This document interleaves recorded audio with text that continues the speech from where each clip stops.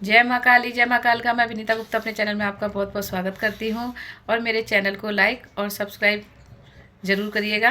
और आज मैं फिर से आपके पास आई हूँ बताने के लिए एकादशी के बारे में कि देव उठनी एकादशी, जो कार्तिक मास में देव उठनी एकादशी आती है, वो 12 नवंबर को है। तो उस दिन माँ तुलसा जी का विवाह भी होता है और शाम को देव उठनी एकादशी होती है। जो भगवान विष्णु जी 4 मास के लिए सोते हैं, तो एकादशी वाले दिन वो उठते हैं। कार्तिक की जो एकादशी आती है उस दिन उनको उठाया जाता है, जो 4 मास के लिए विष्णु भगवान जी सोते हैं।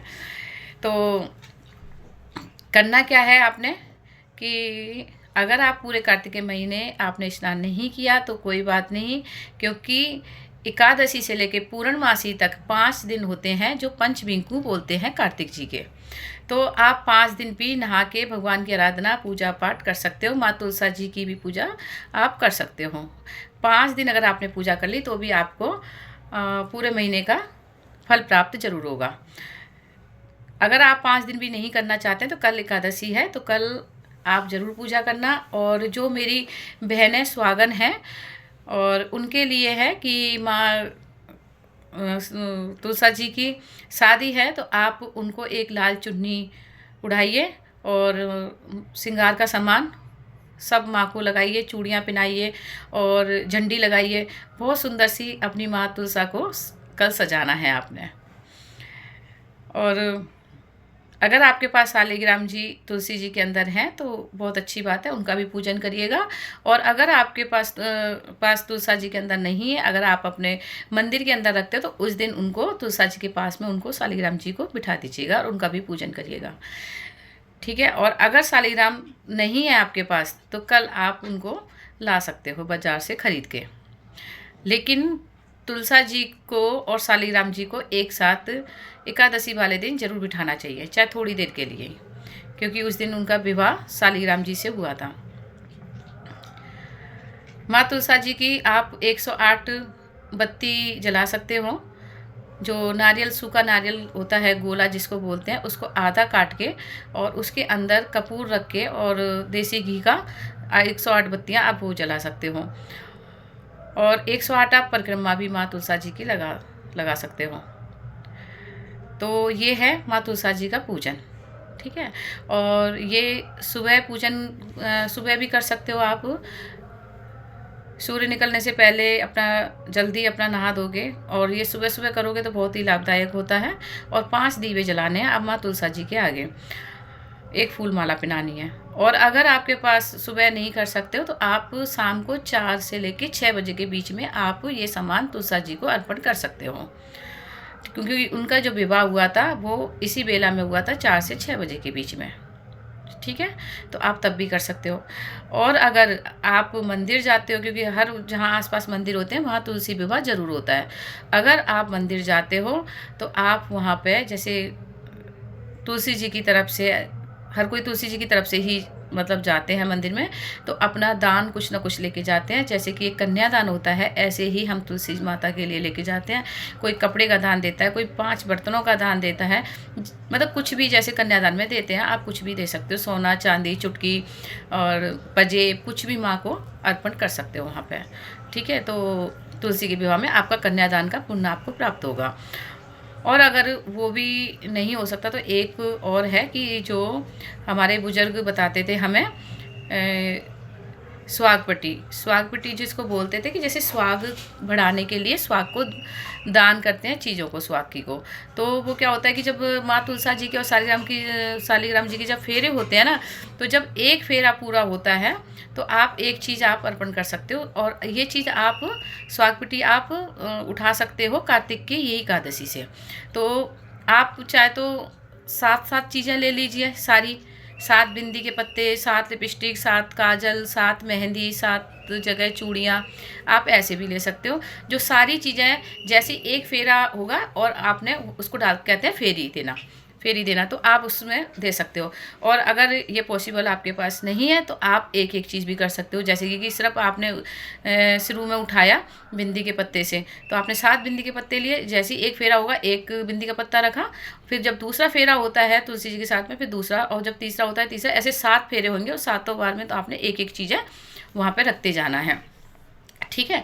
और अगर विधि विधान से उठाना चाहते हो इस चीज़ को, तो आप सूखे नारियल से इसको उठाना, सूखा जो गोला होता है उससे ये इसको उठाना चाहिए। और उसके बाद में फिर आप जो श्रृंगार की 16 चीज़ें होती हैं, तो 16 साल तक आपका चलेगा लंबा, अगर एक एक चीज़ से करते हो तो। और अगर आप एक साथ 2 चीज़ें करते हो, 4 चीज़ें करते हो, वो देख लीजिए जैसे आपको अच्छा लगे, आप जैसे आप करना चाहो उस तरीके से।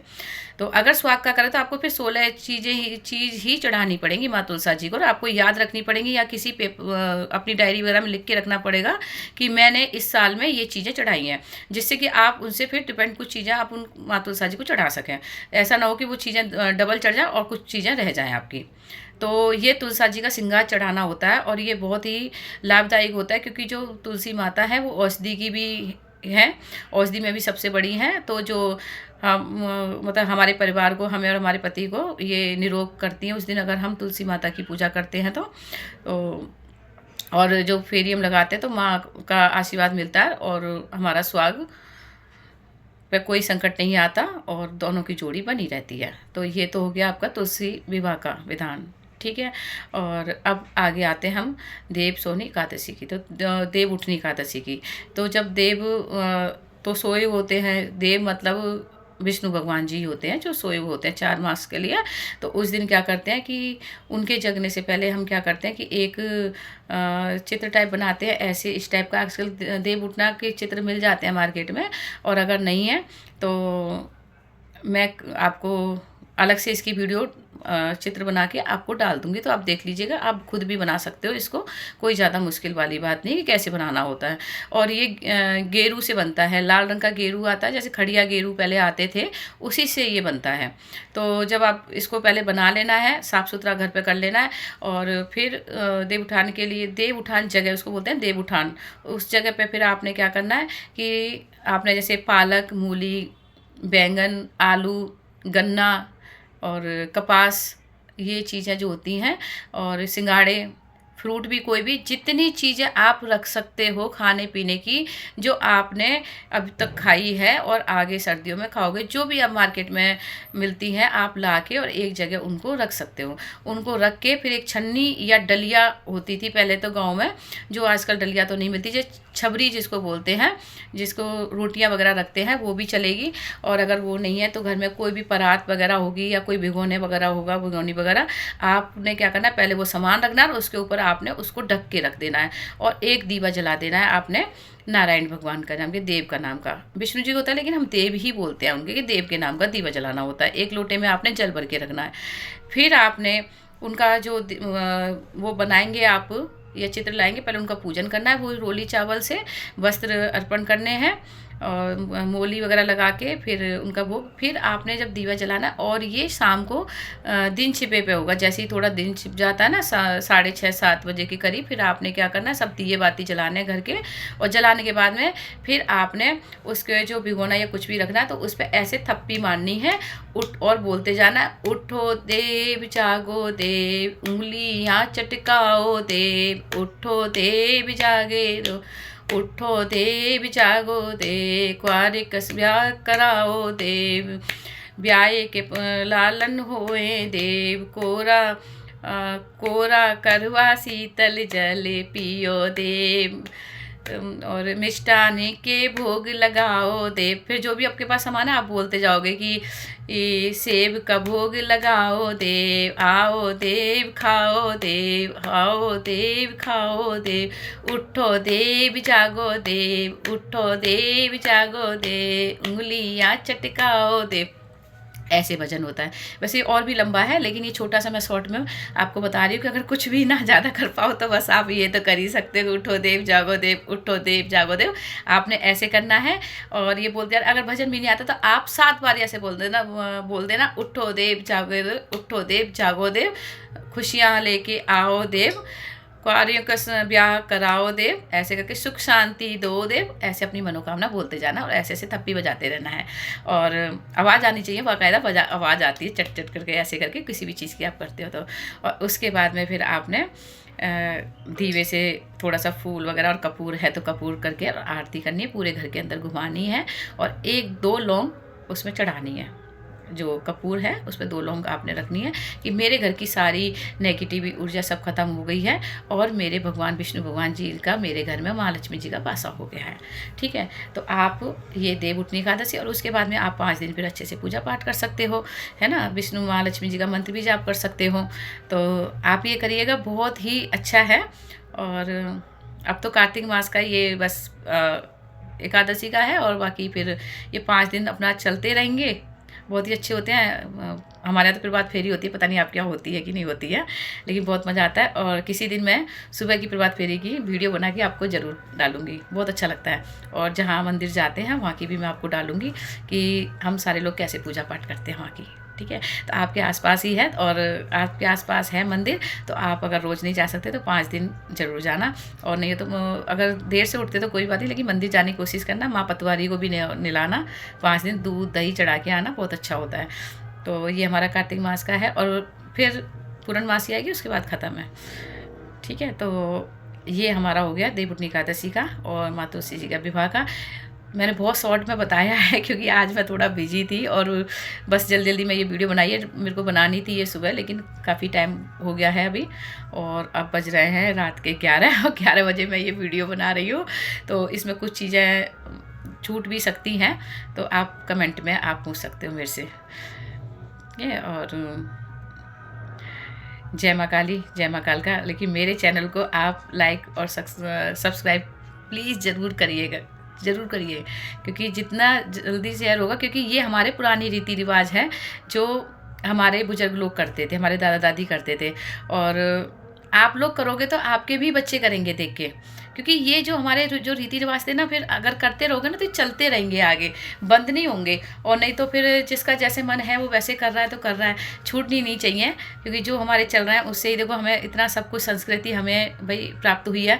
तो अगर हम करेंगे और हम अपने साथ में अपने बच्चों को बिठाएंगे। जैसे कि आज मैं मार्केट गई थी, सामान लेके आई थी, तो मेरे बेटे ने पूछा अब कल क्या है, कल इतनी जल्दी क्यों मेरे को लेके जा रहे हो। तो मैं कहा कल देव उठनी एकादशी है, तो इसलिए मुझे सामान, तो मैं भी सारा सामान लेके आई थी। तो बेटे ने पूछा तो मैंने बताया कि ऐसे ऐसे पूजा होती है। तो ऐसे ही जब आप जाओगे लेके आओगे या वहाँ पर रखोगे तो आपके बच्चे भी आपसे पूछेंगे ये क्या चीज़ है, तो उस तरीके से आप बच्चों को बताओगे। तो ये हमारी संस्कृति आगे चलती रहेगी। और प्लीज़ प्लीज़ अपने बुजुर्गों की ये पूजा पाठ को बंद मत करिएगा, इसको ऐसे ही चलाते रहिए जो आगे वाली पीढ़ी भी करती रहे। क्योंकि आने वाला समय नहीं लगता कि आजकल, क्योंकि लड़कियां भी सर्विस वाली हैं, लड़के भी मतलब सर्विस करते ही हैं, इतना टाइम उनके पास नहीं होता कुछ करने का।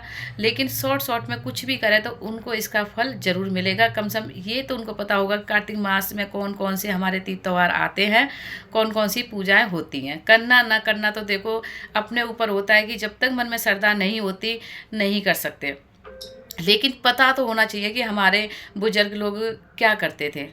बस इतना ही है मेरा कि बच्चों को अगर आप करोगे तो बच्चों को ज़रूर पता चलेगा इस चीज़ के लिए। ऐसे बहुत घर में ऐसी इस तरीके की पूजा होती है, कोई मैंने नई स्पेशल पूजा आपको नहीं बताई है इसमें, लेकिन फिर भी कई घरों में नहीं होती, तो वो बहनें ज़रूर करना। और जो करती हैं उनके लिए बहुत बहुत बधाई देव उठनी एकादशी की। और विष्णु भगवान आप पे कृपा करें, महालक्ष्मी आप पे कृपा करें, धन धान्य की वर्षा हो और आपके घर में खुशियाँ ही खुशियाँ रहें। जय माँ काली, जय माँ काल का।